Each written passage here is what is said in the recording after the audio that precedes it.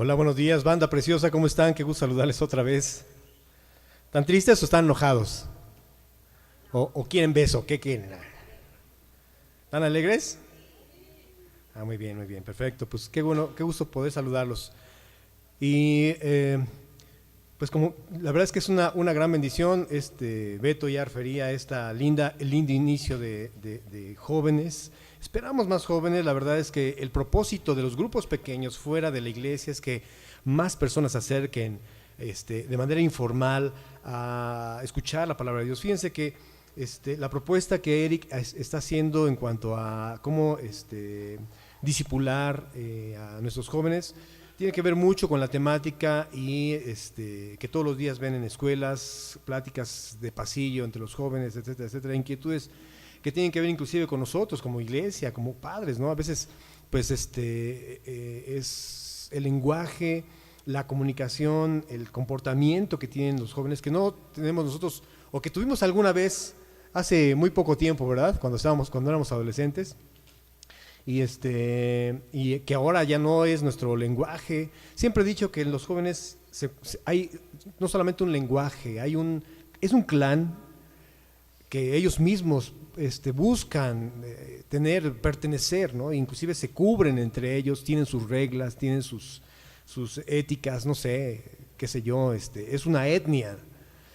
Y digo etnia porque pues tienen sus costumbres, su manera de vestir, su vestimenta, y hay varias etnias, así como vas a la sierra, vas a algún lugar donde tienen usos y costumbres, ¿verdad?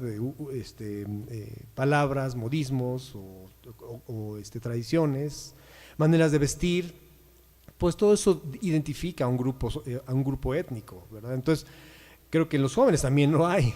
Entre nuestra sociedad también buscamos introducirnos a esos grupos que de una u otra manera sí forman parte de nuestra sociedad, pero que están aislados, ausentes, etcétera, etcétera. Entonces, pues bienvenidos una vez más y me encanta esa iniciativa de Eric. Vamos a estar orando por él, por favor, y necesitamos más líderes. Fíjense que precisamente pensando en esto, gracias a Dios, el pastor no tiene nada que ver con el señalar quién es el que se encarga de esto, ¿no? De jóvenes, quién se encarga de los niños. Yo puedo decir, a ver, Beto, pues te tocan los niños, pero mira, ya está escondido atrás de la planta, porque sabe perfectamente que ese ministerio, pues obviamente no es el suyo, ¿verdad? Pero como ya dijo el pastor, pues órale, pues ni modo, arráncale con los niños. No se trata de eso. Estamos orando junto con este lindo grupo de hombres y mujeres que están comprometidamente sirviendo al Señor, orando para que Dios levante más líderes, más personas que tengan esta cualidad, consagrados a la palabra, que entienden la palabra y que deciden con esto pues ofrendar su tiempo a Dios, ofrendar su vida, ¿no? El ministerio. Fíjense que una de las razones por las que el hombre vive es para cumplir propósitos. Y creo que debemos abrazar esa linda ley que el universo nos rige, que es la siembra y la cosecha. Y requiere de disciplina, porque si nosotros hoy decidimos disciplinadamente ofrendar nuestro ministerio, nuestra vida para Dios, déjenme decirles que lo que vas a cosechar va a ser una gran bendición. Porque al cielo nada te vas a poder llevar. Dice Win Myers por ahí que no he visto a ningún hijo de Dios que cuando muera contrate un camión de mudanzas para llevarse todas sus chivas al cielo, ¿verdad? Pero si te vas a llevar aparte de ti mismo? Pues a la gente que discipulaste, porque sin duda la vas a ver allá. Así es que hay mucho que hacer, muchísimo que hacer. Así es que ustedes saben, ¡puc! La pelota se las acabo de pasar a su cancha. Si ustedes deciden meter gol, pues ya saben. Aquí estamos para apoyarles primeramente en oración, para aclarar dudas, temores, etcétera, etcétera. Y bueno, ya saben cuál es el rollo. La temática es simplemente para Dios. Amén. ¿Qué creen? Que hace precisamente 15 días terminamos nuestra serie alrededor de la palabra, que fue precisamente enfocarnos en la necesidad de, como iglesia, estar presentes en la palabra, conocer a Dios a través de la palabra. Ya hemos insistido una y otra vez, si quisiéramos tener una visión como congregación sería esta: hermanos, acerquémonos a la Biblia, acerquémonos a Dios, conozcamos a Dios a través de su palabra. Ese mensaje precioso que Dios tiene preparado para ti, que sin duda va a impactar tu presente, y si impacta tu presente, la neta va a impactar tu futuro. ¿Sabes? platicábamos con algunos hermanos ahora que estuvimos en el retiro. Déjame decirte esto, muchos de ellos no han muerto precisamente por haber conocido a Cristo. ¿Cómo ves? A lo mejor a ti te tocó, ¿sabes que yo hubiera muerto si no hubiera conocido a Cristo? Estaría muerto. Y muchos están así, por ejemplo, gente que, pues, aparte de su esposita, pues tenían muchísimas relaciones, ¿no? Era divertido, claro que sí, pero hoy con los problemas de enfermedades, etcétera, etcétera, bueno, pues ya estarían solamente un recuerdo en el librero. Mira, ese, ¿quién es el de la foto? Pues es Gabo, o es fulano, o es de tal, ¿no? ¿Murió? ¿Por qué murió? Ay, pues ya, es vergonzoso, ¿para qué te estamos contando? De verdad, pero estás aquí hoy, porque conociste la palabra de Dios. En fin, importante es conocer a Dios a través de su palabra. Hoy vamos a iniciar una nueva serie que tiene que ver también con nosotros como iglesia. Cuando te preguntan en la calle, ¿para qué existe la iglesia? ¿Qué preguntas tú? Bueno, a ver, te rascas la cabeza, ¿por qué tenemos que congregarnos? Preguntas así como, ¿por qué razón existe en el mundo la iglesia? ¿Cuál es el propósito de Dios de tener un organismo, él, en su palabra él llama el cuerpo de Cristo? ¿Por qué existimos como iglesia? ¿Cuál fue la razón de que Cristo al morir y resucitar y ascender a los cielos, dejara esta encomienda primeramente a sus discípulos? Podríamos cada quien en nuestras casas, ahorita estar en casa, desayunar hot cakes muy ricos y leer la Biblia, ¿no? Lo que entendiéramos de Dios, pero ¿por qué razón tenemos que venir a la iglesia? ¿Cuál es el propósito de por qué existe la iglesia? ¿Por qué tenemos que congregarnos? Vaya. Y vamos a encontrar dentro de la misma palabra esa respuesta. Alguna vez escuché esta misma pregunta a pastores, y pastores pues obviamente con esa idea de sacar adelante esta pregunta y de ver que nunca me han preguntado es por qué razón existe la iglesia. Y había muchas respuestas, pero de todas esas respuestas yo quiero centralizarme en aquello que la palabra de Dios nos dice, especialmente en el Nuevo Testamento. Así es que vamos a empezar, por favor, yendo a Mateo capítulo 5 a partir del verso 13 al verso 16. Y vamos a encontrar como primer propósito que tenemos de existencia como iglesia, y no me refiero a la tierra fértil, que para mí es un gran placer, un gran gozo, un privilegio estar aquí al frente y ser parte de esta linda congregación que sin duda Dios ha levantado. Pero ¿qué es lo que la Biblia nos dice acerca de la iglesia en sí? Porque nosotros solo somos una pequeña expresión del cuerpo de Cristo en el mundo. Dice así, ustedes, verso 13, ustedes son la sal de la tierra, pero si la sal se desvaneciere, ¿con qué será salada? No sirve más para nada, sino para ser echada fuera y hollada por los hombres. Verso 14, ustedes son la luz del mundo. Una ciudad asentada sobre un monte no se puede esconder, ni se esconde una luz, ni se enciende una luz y se pone debajo de un almud, sino sobre el candelero, y alumbra a todos los que están en casa.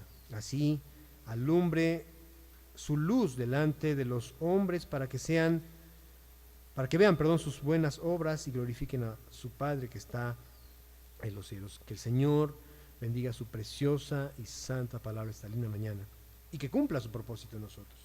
Fíjense que entonces yo puedo distinguir de entrada ese verso 13, muy interesante, esa comparativa de ser sal. ¿Por qué razón el Señor nos llama sal de la tierra?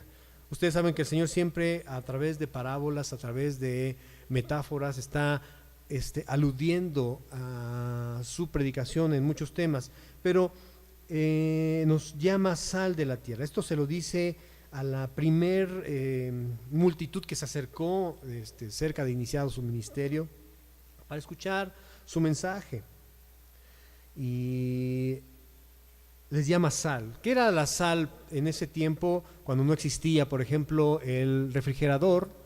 Porque deben los jóvenes saber que no siempre ha existido refrigerador. Yo no sé si alguna vez se imaginaron, por ejemplo, la vida sin celulares. No existían los celulares, tal vez ustedes nacieron ya conociendo un celular. Deben saber que alguna vez no había cajeros automáticos. ¿Se imaginan el mundo sin cajeros automáticos? Bueno, déjenme decirles que lo mismo sucede para nosotros. No nos imaginamos la vida sin refrigeradores, ¿no? Abres el refrigerador y encuentras pues algo de comida, etcétera, etcétera. ¿Qué hacían entonces para preservar los alimentos, especialmente las carnes? Bueno, pues usaban la sal para conservar el alimento, para conservar especialmente la carne, como un preservador, pero también como un agente purificador, porque la misma sal no solamente conservaba, sino también preservaba de bichos, de algún contaminante. Obviamente también servía para sazonar, para que tuviese sabor. Entonces, yo lo que puedo ver aquí de antemano es un propósito, es un diseño por el cual Dios formó la iglesia. Pero es interesante que Él advierte, el mismo Señor advierte, pero si esta sal no sala, dice el verso 13, pero si la sal se desvaneciere, ¿con qué será salada? Muchos han argumentado, bueno, realmente no se ha comprobado si la sal pierde su sabor.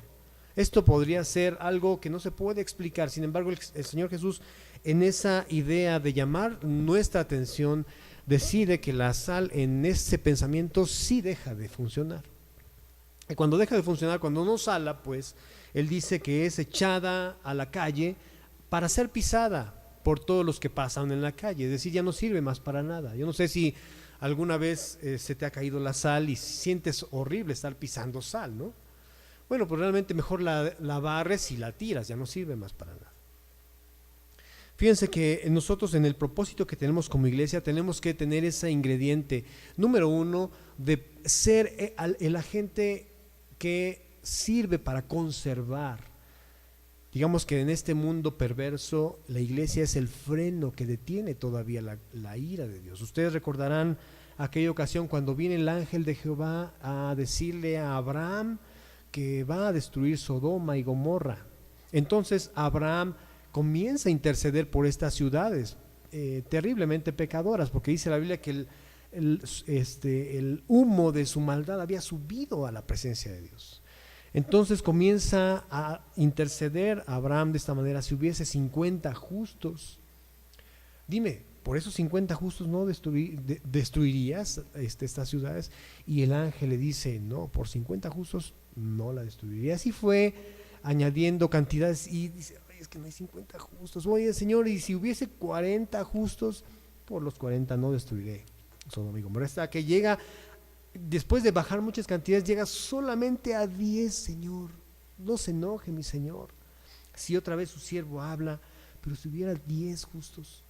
Y el Señor le dice: por 10 justos no destruiré la ciudad. Imagínate, o sea, una ciudad que era de verdad muy perversa en gran manera.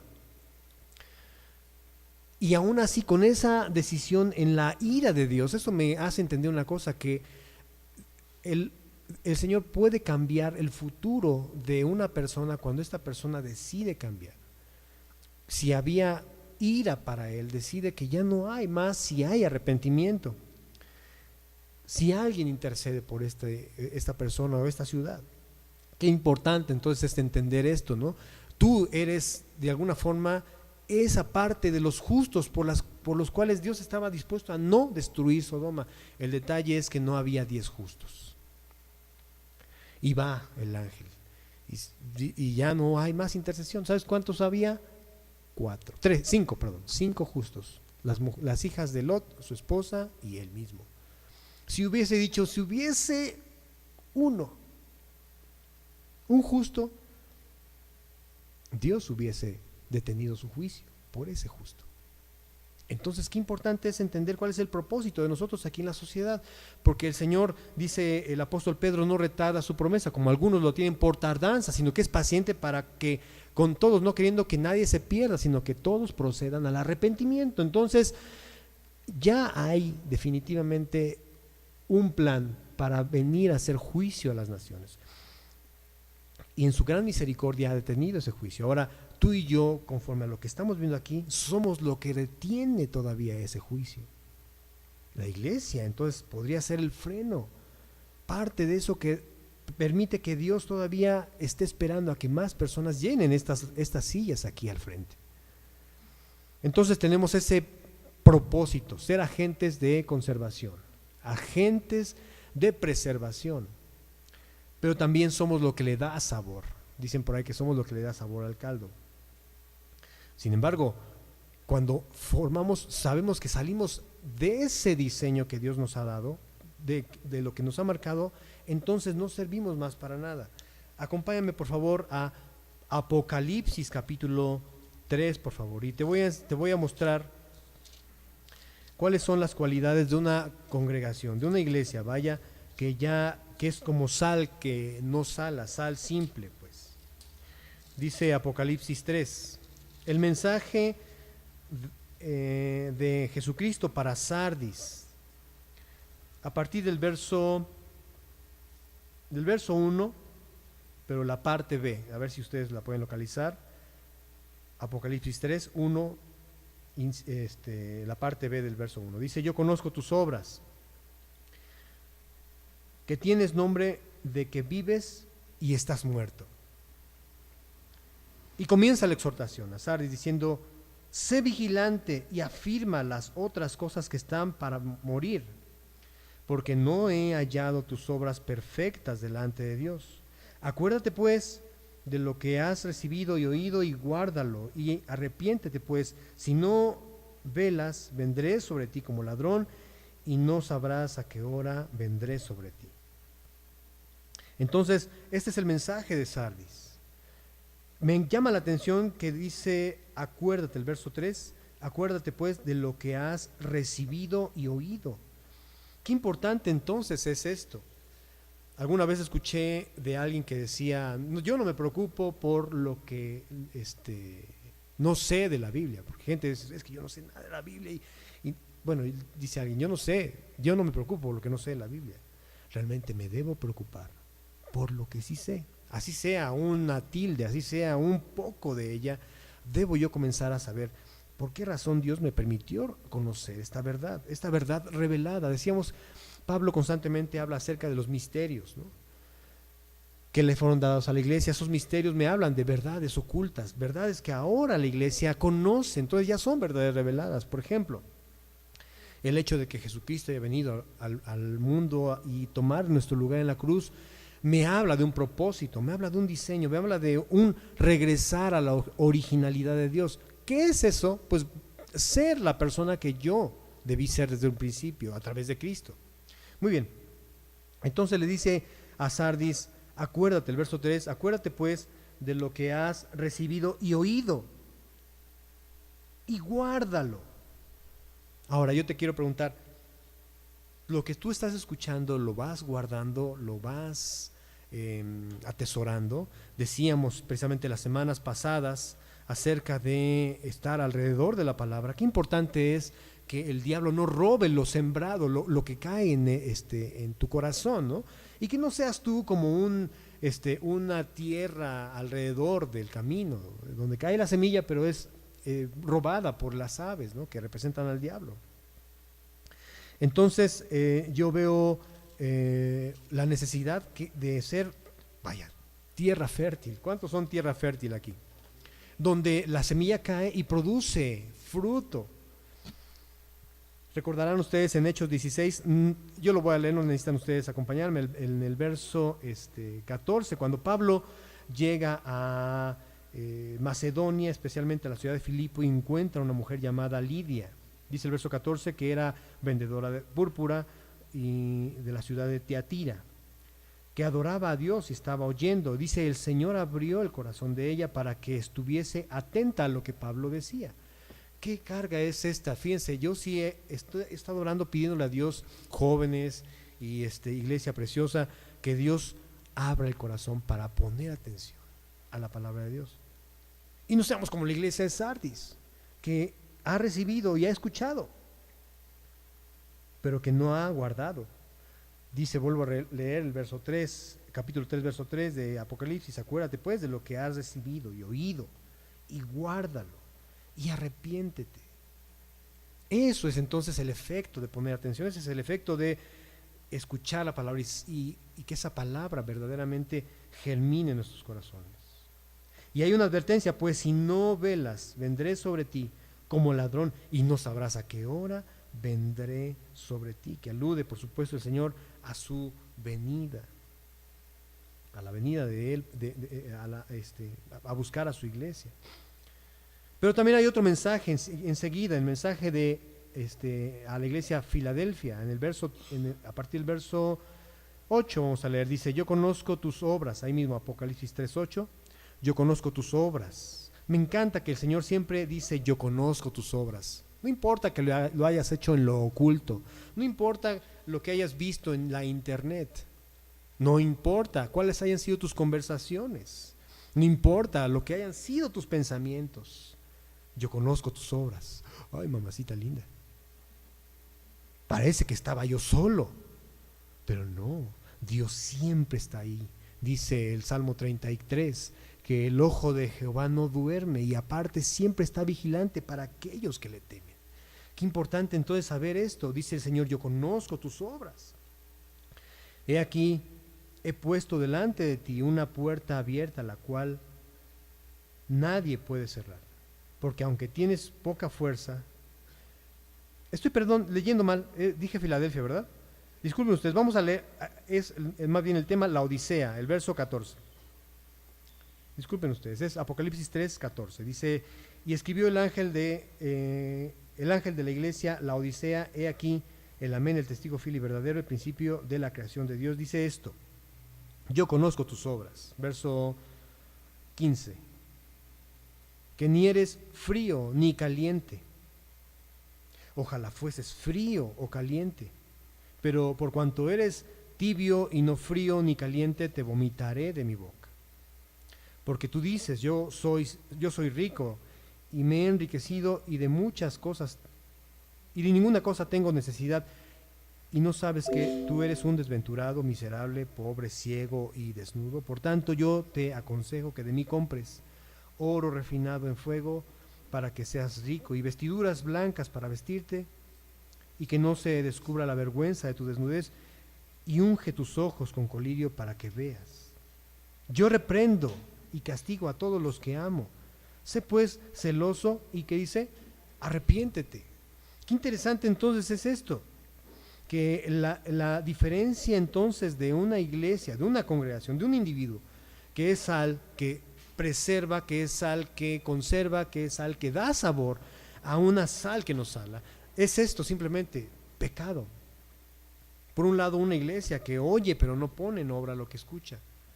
Y pueden pasar años y seguir apelando a lo que dicta tu corazón, o poner atención y ejercer cambios, ¿no? Y que el diablo no robe lo que has escuchado. Y por otro lado, pecados que son ocultos en tu corazón. Fíjense que es una tendencia interesante que llama en el verso 15, yo conozco tus obras, que no eres ni frío ni caliente. Y me imagino que es como un jugador de béisbol que acaba de morder la pelota con el bat y se salvó la pelota de caer en el área de foul, y ese foul se cuenta como strike. Yo no sé si ustedes saben un poquito de esto. Pero esta pelota logró caminar entre la línea que separa el área del diamante y lo de afuera, que ya es considerado un foul. Pero resulta que en eso comienza a correr el bateador. Y en eso un jugador contrario agarra la pelota y no puede perseguirlo para tocarlo porque es muy rápido. Pero resulta que la puede aventar al área de salida, y ya no puede regresar, tiene que ir otra vez a la primera base. Pero el de la salida avienta la pelota y ya la conecta con la primera base. Entonces ya no sabe qué hacer. Entonces está entre el home y la primera base, y si ya no puede, porque si llega a la primera base, poco lo tocan y ya está ponchado. Si regresa al home, también lo pueden hacer. Así es que pues simplemente está fuera, ¿no? Ya está ponchado. Es así, a veces el cristiano está atrapado en una disyuntiva. ¿Qué hago? Pues arrepiéntete, bro. Tan fácil, pero no dejes que te ponchen. Porque Es muy común para todos nosotros que estamos perseverando en la iglesia que caigamos en una tentación, desafortunadamente. Pero el Señor aquí lo que yo estoy viendo es esto. Dice el verso 19, yo reprendo y castigo a todos los que amo. Sé pues celoso, y ¿qué dice? Arrepiéntete. Bueno, pues eso es todo. Y el arrepentimiento es un cambio de pensamiento, dice Pablo en Romanos 12:2, que ya no pensemos con el mundo, sino que transformemos nuestra mente por medio de la renovación de nuestro entendimiento, que seamos transformados, pues. Entonces, arrepentirnos es ya no volver a ese camino. Sé celoso y arrepiéntete. ¿Por qué dice el verso 20? Aquí yo estoy a la puerta y llamo. Si alguno oye mi voz y abre la puerta, entraré a él, cenaré con él y él conmigo. ¿Cuál es entonces la temática de hoy? Es simplemente funcionar de acuerdo al diseño que Dios me ha dado. Efesios capítulo 2, verso 10, es un pasaje que a mí me encanta, y saludamos hace 8 días acerca de esto, pensando en Gedeón. Efesios 2:10, porque somos, dice, hechura suya, creados en Cristo Jesús para buenas obras, las cuales Dios preparó, diseño de antemano para que anduviésemos en ellas. Entonces, a ti y a mí no nos conviene salirnos de ese diseño. ¿Por qué crees? Porque entonces estamos ponchados. Necesitamos completar la carrera. Dice Pablo, o quien haya escrito el libro de los Hebreos, para mí Pablo en el capítulo 12, dice que quitemos de nosotros todo peso de pecado que nos asedia y corramos con paciencia la carrera que tenemos por delante, puesto los ojos en Jesús, no en Gabo. Gabo pues la riega constantemente, pero Jesús no la riega. Sabes que toda la Biblia es como una flecha que apunta a una sola diana, a un solo blanco que es Cristo. Puesto los ojos en Jesús, el autor y consumador de la fe, el cual por sus, ¿qué dice? Por el cual, vamos a leerlo, el cual por el gozo, dice, puesto delante de él, sufrió la cruz, menospreciando la humillación. Tenemos que entonces volver al diseño de ser sal. Regresando a Mateo capítulo 5, a partir del verso 14, dice, ustedes son la luz del mundo. Entonces, a ver si podemos entendernos, ¿qué es lo que estamos buscando aquí? Propósitos del por qué yo existo, por qué razón existe la iglesia, y uno es esa, ser sal de la tierra, dar sabor, ser el freno que detiene la pudrición, ser el freno que detiene la maldad de este mundo, o más bien el juicio por la maldad de este mundo. Así como lo podría haber sido Job y su familia, porque si definitivamente se hubiesen considerado solamente 5 justos, Dios por esos 5 justos no habría destruido Sodoma y Gomorra, y hoy existiera. Pero no fue así. Nadie intercedió diciendo, hay 5, ahora yo veo aquí al menos no sé cuántos somos, unos 30. Y fíjense, 38, por esa razón, si hubiese solamente la tierra fértil en México, Dios detendría su juicio sobre México por esos 38 justos. ¿No te parece interesante? Eres muy importante. Al menos delante de Dios, que es el Rey de Reyes, lo eres todo. Verso 14, ustedes son la luz del mundo. Una ciudad asentada sobre un monte no se puede esconder. Yo no sé si a ustedes les ha tocado ir a Taxco de noche. Y cuando pasas la última caseta y vas bajando por una ladera en la autopista, comienzas a ver una serie de luces impresionantes en un cerro, ¿no? Pero ¿qué pasa si todo ese cerro no estuviera iluminado? Dirías, ay, ¿dónde está Taxco? ¿No? Pues claro que es visible a todas luces que está ahí la ciudad. Igual cuando vienes bajando de México, ahí en La Pera, ¿cómo se ve Cuernavaca? Pues enorme, ¿no? Una mancha de luces. Ahí está Cuernavaca. No se puede esconder. Dice el verso 15, ni se enciende una luz y se pone debajo de una mesa. Aquí el almud es una medida de grano, podemos decir que era una cubeta. Entonces, Ya vimos que hay dos metáforas muy extrañas que el Señor está usando. En primer lugar, habla de sal, que no es comprobable que la sal pierda su sabor, pero Él dice que puede ser que la sal pierda su sabor. Vaya. Entonces también puede, en ese tiempo, una luz no era un foco que podrías poner abajo de una cubeta, y tampoco una cubeta de plástico, tendría que ser de membrillo, no sé cómo se llama eso, no sé, tejida de palma, no lo sé. Pues tendría que ser una vela, ¿no? Pues obviamente eso se quema. Si pones una vela abajo de una mesa o una vela adentro de un recipiente de ese tipo, muy probablemente se quemaría, ¿no? Bueno, pues son las comparativas hipérboles exageradas del Señor para llamar la atención. Seguramente cuando Él estaba hablando de esto, los discípulos estaban murmurando, eso es muy extraño, el Señor está, ¿cómo que sal, que no sale? ¿A dónde yo he visto eso? O como una luz, una vela abajo de una cubeta, de una tinaja de mimbre, no sé. Extraño, muy extraño. Bueno, son las comparativas que hace Jesús, porque simplemente no son cosas reales, no puede existir. No existe la sal que nos sala. No existe una vela que esté abajo de un recipiente. No existe. Lo mismo entonces, ¿por qué razón podríamos ser una luz que no alumbra? Es lo mismo que pasa con la sal. Está siendo o está obrando fuera del propósito del diseño de Dios. La iglesia entonces no es un club social. La iglesia no es un lugar en donde voy a ver a mis compadres. ¿Qué pasó, compadre? ¿Cómo estás? O a ver a la chica que me gusta. Híjole, es que me gusta fulana de tal o me gusta fulano.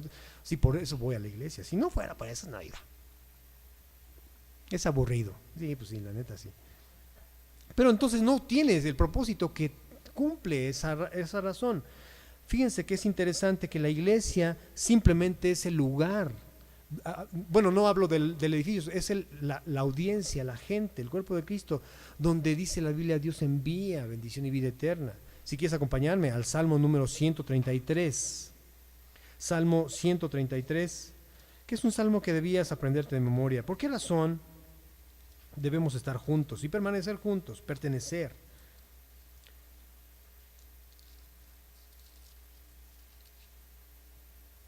Dice así, el Salmo 133, a partir del verso 1, dice, miren cuán bueno y cuán delicioso es habitar los hermanos juntos en armonía.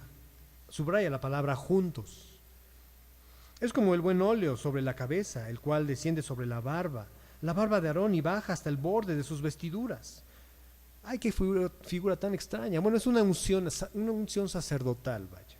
Verso 3, como el rocío de Hermón que desciende sobre los montes de Sión, porque allí envía Jehová, ¿qué dice? Bendición y vida eterna. Qué conveniente entonces para ti y para mí estar aquí. Dice Hebreos capítulo 10, verso 24, que nos exhortemos al amor y a las buenas obras.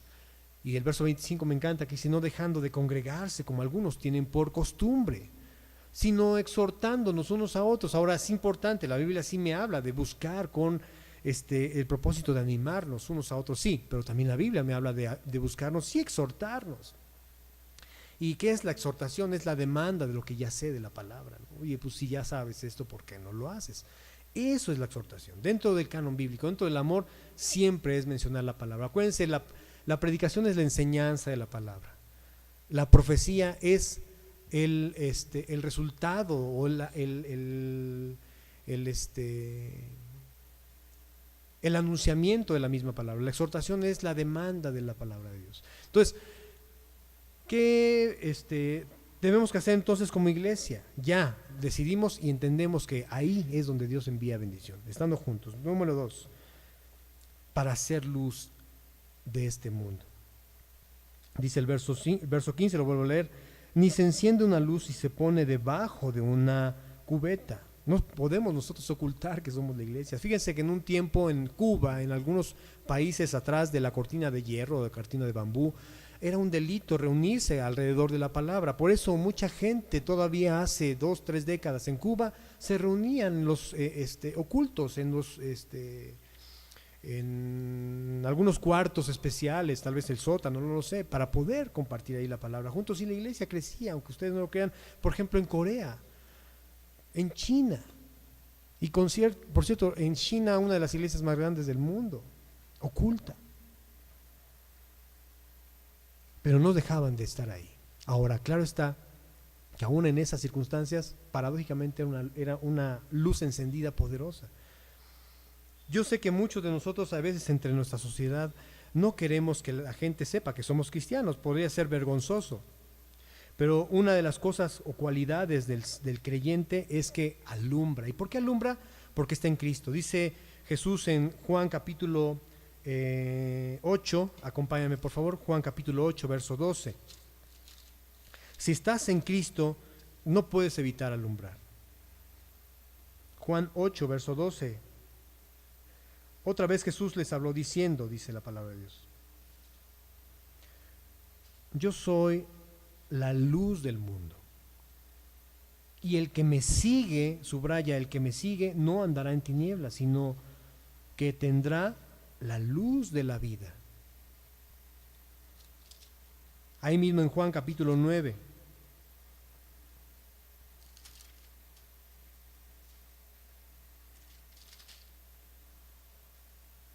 En el verso 5 dice: entre tanto que estoy en el mundo, luz soy del mundo. Entonces tú, entre tanto que estás aquí en el mundo, eres luz del mundo. Yo te pregunto, ¿tú eres luz del mundo?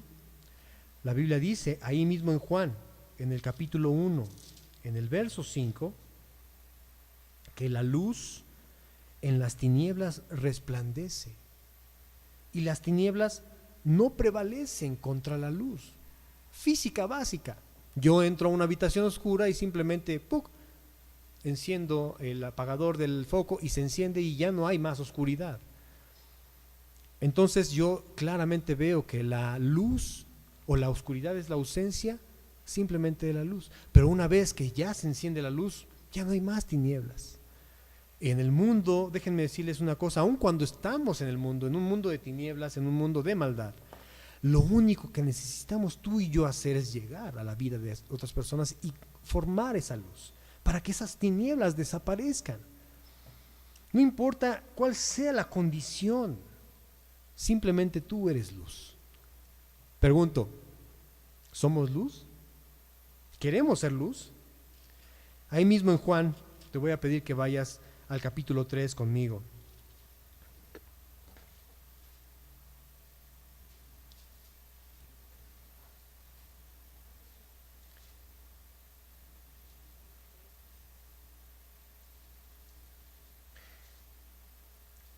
El verso 19 dice así. Y podemos leer desde el verso 16. Juan 3:16, que seguramente ustedes ya conocen muy bien. Dice así: porque de tal manera amó Dios al mundo que ha dado a su Hijo unigénito para que todo aquel que en él cree no se pierda, mas tenga vida eterna. Porque no envió Dios a su Hijo al mundo para condenar al mundo, sino para que el mundo sea salvo por él. Y el que en él cree no es condenado, pero el que no cree ya ha sido condenado porque no ha creído en el nombre del unigénito Hijo de Dios. Y esta es la condenación, que la luz vino al mundo y los hombres amaron más las tinieblas que la luz, porque sus obras eran malas. ¿Te parece increíble? Pues lo es. Pero el mundo aprecia más las tinieblas que la luz. Verso 20 dice: porque todo aquel que hace lo malo aborrece la luz y no viene a la luz para que sus obras no sean reprendidas. Verso 21, mas el que practica la verdad viene a la luz para que sea manifiesto que sus obras están hechas en Dios. De modo que una de las cosas que puede suceder aquí es esto: simplemente el que no quiere venir a la luz busca de alguna forma encubrir sus malas obras, pero el que viene a la luz viene con toda la intención de que sus malas obras sean descubiertas por la luz, con un solo propósito. ¿Cuál es? Pues que se arrepienta, porque vuelvo a citar estos pasajes: Dios no envió a su Hijo al mundo para condenar al mundo, sino para que el mundo sea salvo por él. Solo si ese mundo decide que Cristo sea su Señor, venga a su Señor, entonces ya sus obras que ya están en Cristo pueden ser alumbradas, no hay problema, porque ya están en la luz. Y dice Jesús en Mateo capítulo 5, donde iniciamos esta conversación, en el verso 16, así alumbre nuestra luz delante de los hombres, para que vean nuestras buenas obras y glorifiquen a su Padre que está en los cielos. Aquí ya no entiendo, pastor, a ver, ¿no que se trataba de fe y no de obras? La Biblia dice que efectivamente la salvación no tiene nada que ver con obras. Yo no puedo hacer nada para que Dios me ame más o para ganarme una salvación, por supuesto que no. Pero la misma fe desemboca obras o da como resultado obras. El libro de Santiago, en el capítulo 2, dice así la palabra del Señor. Santiago capítulo 2,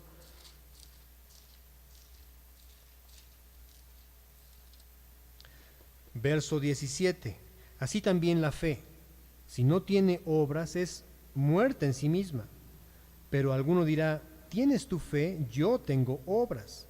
Muéstrame tu fe sin tus obras y yo te mostraré mi fe por mis obras. ¿A qué se refiere la palabra de Dios? Bueno, realmente las obras tienen que ver aquello que ha sido producido precisamente por la fe de andar en la luz, por la fe de tener un corazón limpio delante de Dios. Entonces eso contribuye de alguna forma a que sea notorio como una ciudad alumbrada que yo conozco a Cristo. Las obras tienen que ver más como el testimonio de lo que yo soy en Cristo. De modo que entonces tenemos dos diseños. ¿Cuál es el propósito de la iglesia? Número uno es dar sabor, ser esa sal, ese ingrediente que hace que la sociedad pueda tener todavía esperanzas de conocer al Señor. Y dos, que a través de nuestras obras de justicia delante de Dios podamos demostrar el amor de Dios a los hombres. Fíjense, me encanta que en el inicio de la iglesia, cuando los hermanos tenían todas las cosas en común en Hechos capítulo 2, el pueblo alrededor, que no conocían todavía, que se habían acercado a la iglesia, dice la palabra de Dios, es el capítulo 2, verso 47, que el pueblo tenía favor, es decir, respeto por la gente de Dios. Dice el verso 47, alabando a Dios y teniendo favor con todo el pueblo, y el Señor añadía cada día a los que habían de ser salvos. Es decir, la gente de alrededor de la iglesia amaban a los cristianos. ¿Por qué razón? Porque daban testimonio de Cristo, porque daban testimonio de la luz. De modo que entonces el propósito que tiene la iglesia es ser luz para los que todavía no conocen a Dios. Y de esta manera entonces entenderemos cómo podemos ser definitivamente ese diseño que Dios ha preparado para alumbrar, para dar sabor a este mundo.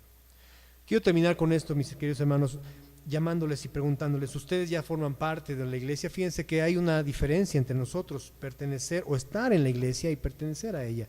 Alguna vez escuchaba a un predicador que decía, es muy fácil entrar a la iglesia, salir de la iglesia es muy difícil, pero entrar a Cristo es muy difícil. Sin embargo, salir de Cristo es muy fácil. Ambas cosas suceden en la iglesia. Pero cuando estamos en Cristo, dice Jesús, nosotros entonces alumbramos, somos luces. Yo quiero llamar su atención porque cuando estaba yo pensando en los propósitos de la iglesia, pensé en la visión que la tierra fértil debía tener como congregación, y una de esas es entender por qué razón existimos nosotros aquí. La gente alrededor tiene que saber que existimos. Me encanta que Toño decía ayer que se encontró a una de las personas que tienen un salón de fiestas aquí a la vuelta de la esquina en este mismo fraccionamiento, y le dijo, mira, yo soy parte de la iglesia, con el propósito de saber que aquí había una iglesia, y parece ser que la mueca que hizo fue de, no le gustó nadita, pero ¿sabes qué? Me encanta, porque ya estamos haciendo ruido. Me encantaría que antes de que pudiéramos salir de este fraccionamiento, pudiésemos jalar mucha gente de este fraccionamiento. Ya tenemos algunas personas de este lindo fraccionamiento, ¿verdad? ¿Amén? ¡Qué padre! Necesitamos más, hacer más ruido. Y me refiero no a levantarlos con el domingo, con la música, etcétera, ¿no? Sino realmente mostrar que somos una iglesia cristiana, que amamos a Cristo. Y déjenme decirles que esta es la labor que el Espíritu Santo está haciendo ya en nosotros. Así es que, bienvenidos, esta es la iglesia de Cristo y tenemos un propósito y una tarea que hacer. Ahora, por supuesto, todo empieza por algo. Decirle al Señor, yo quiero ser tuyo. Cuando hablamos de la iglesia, hablamos de un sentido de pertenencia.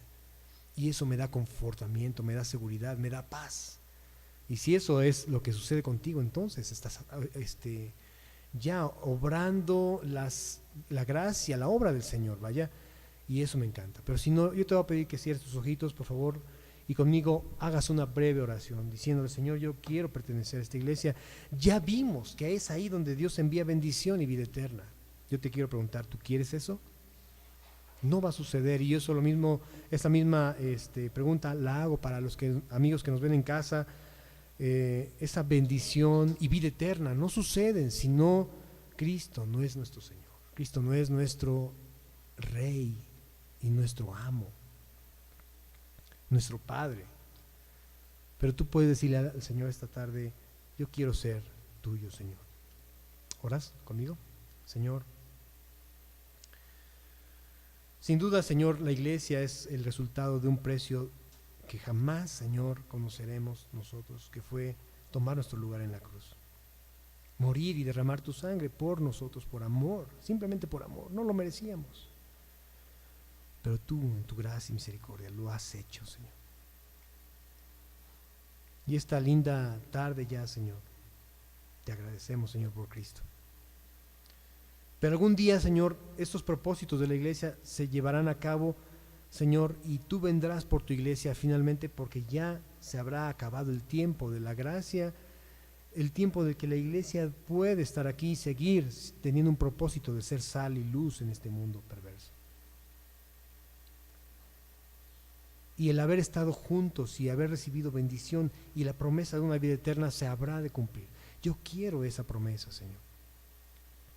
Y te pido por ello, Señor, que tú seas mi Señor, que tú me reveles tu propósito para mi vida en tu palabra, Señor. Ahorita que puedo formar parte de este lindo cuerpo de Cristo llamado la iglesia. Permítenos entonces, Señor, encontrar en esta congregación, en este cuerpo tuyo, Señor, el propósito por el cual tú, Señor, me hiciste, el por qué estoy en este mundo, Señor. Sé mi Señor, límpiame de mis pecados. Yo ya no quiero regresar a ser el mismo que antes era, Señor. No importa la edad que tenga, sé que tú conoces mis pecados, Señor. Sé que tú conoces lo que yo he hecho en lo oculto, Señor, pero renuncio a eso, Señor, y me arrepiento, Señor, porque quiero formar parte, Señor, no de una congregación, no tener un nombre que me distinga, sino simplemente estar dentro del cuerpo de Cristo, ser parte de esa grey que algún día tú vendrás a levantar para llevarnos a casa, Señor. A ti sea la gloria y te damos gracias por Cristo. En el nombre de Jesús, amén.